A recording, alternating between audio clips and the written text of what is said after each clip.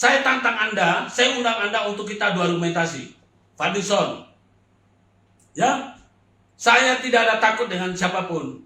Sepanjang kebenaran yang saya junjung tinggi, saya tidak pernah takut.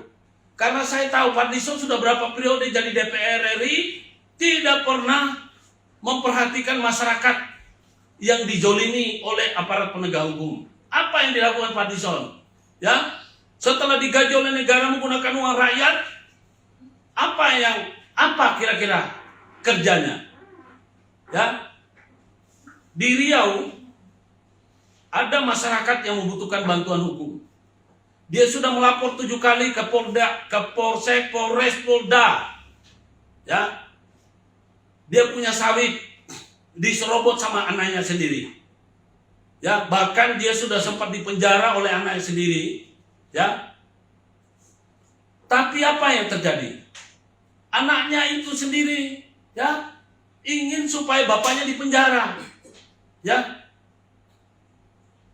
apa yang dilakukan oleh Fadlizon terhadap perkara-perkara seperti itu? Kira-kira kalau saya bawakan ke sana terhadap masyarakat yang minta bantuan ini, apakah Fadlizon mau menangani itu?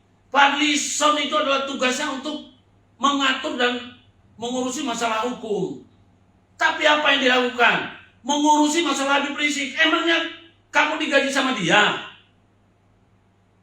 Ini anggota dewan telah membodohi masyarakat.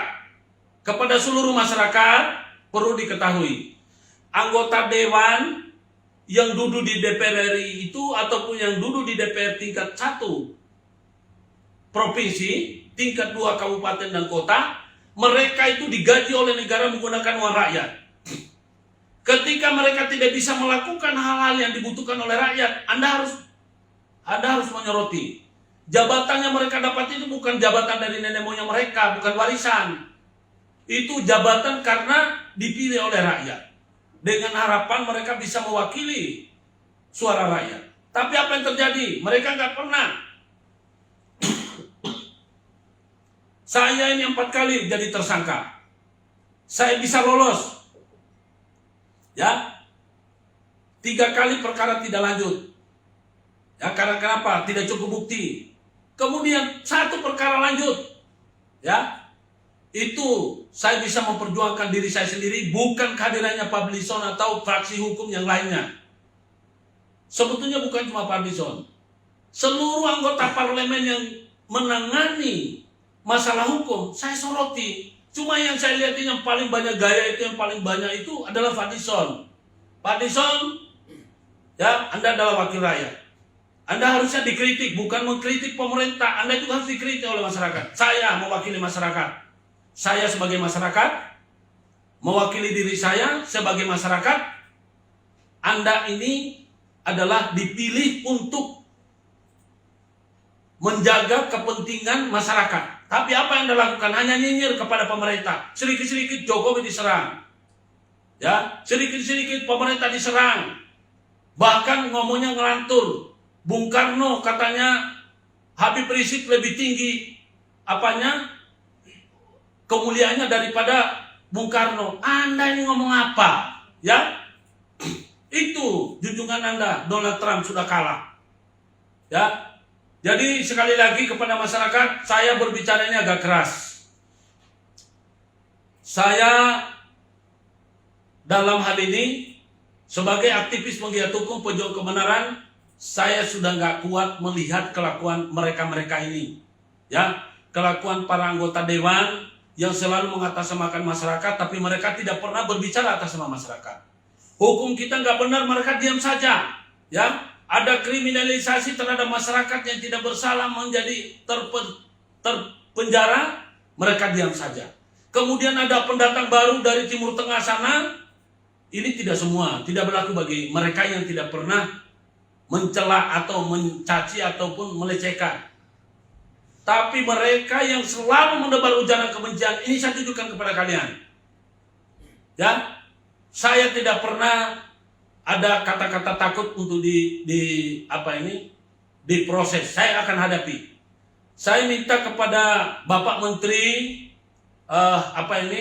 yang mengurusi tentang ITE, Menkominfo, Ya, tolong Pak, untuk meredam penyebaran daripada ujaran kebencian kepada mereka yang ustadz abal-abal, yang ulama-ulama yang mengaku ulama tapi mereka perilakunya bukan ulama, tolong konten mereka itu diblokir. Jangan dibiarkan, tidak usah kita menunggu ada proses hukum. Ya, jangan kita tunggu korban, kasihan itu Kapolda DKI, Kapolda Jawa Barat itu dicopot itu hanya gara-gara tidak mampu. Ya, tidak mampu mengatasi mereka-mereka ini. Mereka ini siapa sebetulnya? Kok bisa mereka itu merusak? Ya, saya sebagai putra asli bangsa, saya keberatan. Pendatang kok mau datang ngatur-ngatur Indonesia. Ya, bicara masalah politik silakan. Tapi jangan yang adalah mencaci, menghina, melecehkan seolah-olah Anda adalah orang suci.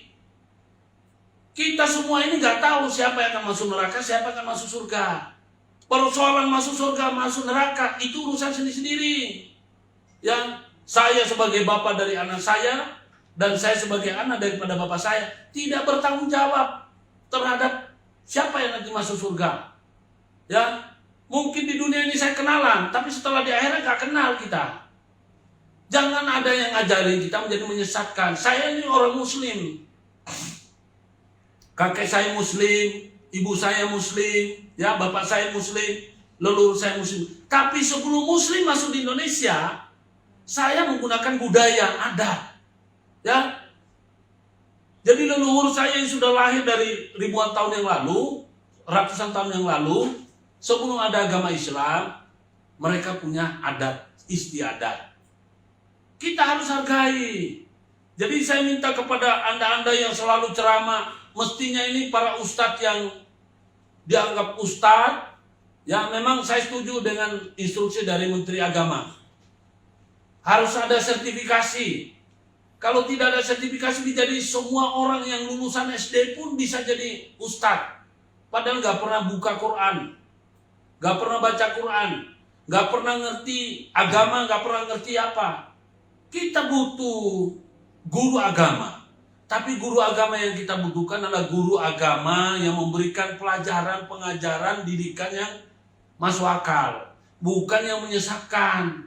Masa Maulid Nabi diisi dengan ceramah lonte?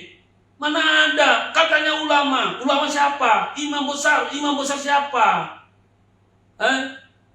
Itu apa itu maksudnya?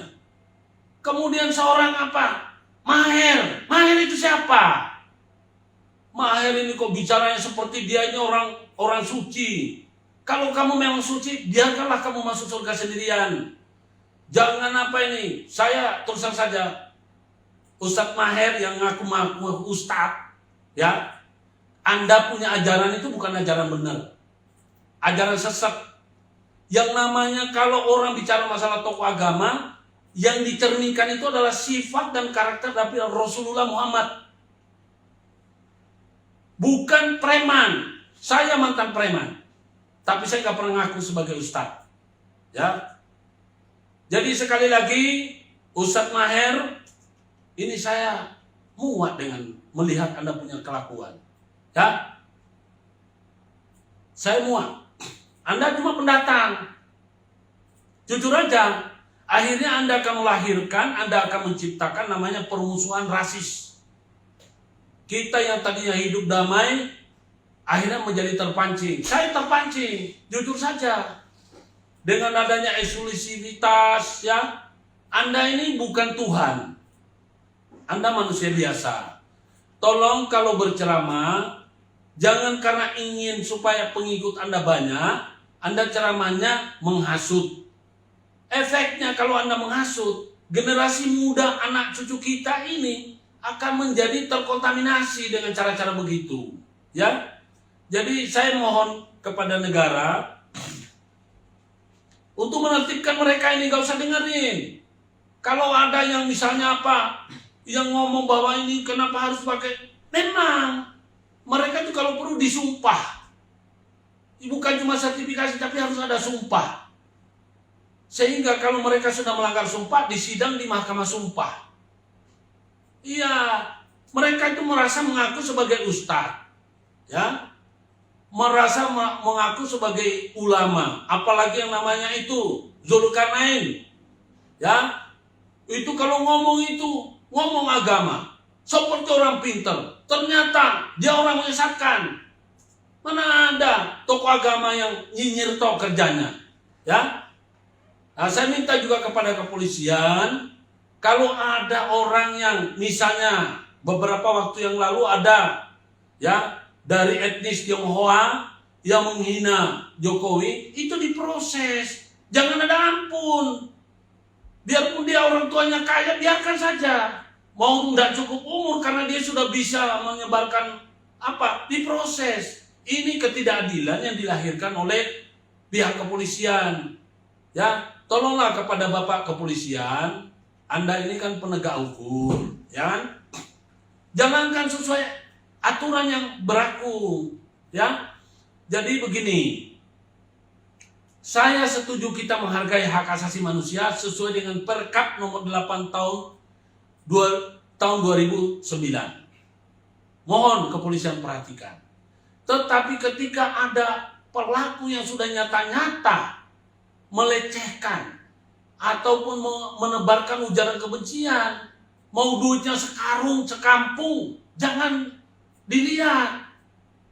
Ya coba lihat itu yang belakangan ini, yang kasusnya Joko Chandra. Kan akhirnya gitu.